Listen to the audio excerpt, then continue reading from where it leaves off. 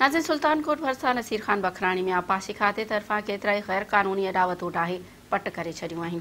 उन हवाले सां ॾिसो था एहसान अली केहर जी ही रिपोर्ट। सुल्तानकोट भरिसां बग़ैर नोटिस जे अॾावतनि ख़िलाफ़ ऑपरेशन करण ते इलाइक़े वासियुनि जो एहतजाज। आपाशी अमलदारनि ख़िलाफ़ कार्रवाई करण जी घुर।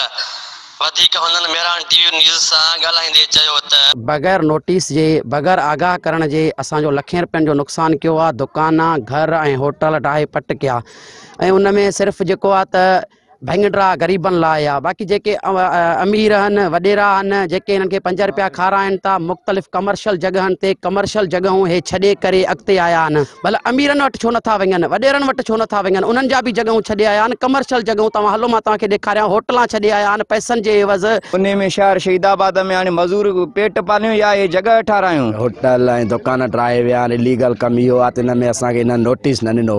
अगरि नोटिस ॾियनि हा पोइ बि असां चऊं हा हिननि सही कमु कयो, न नोटिस ॾिनऊं न असांखे इंफॉर्मेशन का ॾिनऊं त असां हे कमु कंदा। असांखे 3 ॾींहं 4 ॾींहं 5 ॾींहं मोहलत ॾियनि, असां ग़रीबनि लाइ फ़ाइदो थी वञे। हिन लाइ असां चीफ जस्टिस ऑफ पाकिस्तान खे गुज़ारिश कयूं था त असां इंसाफ़ कयो वञे।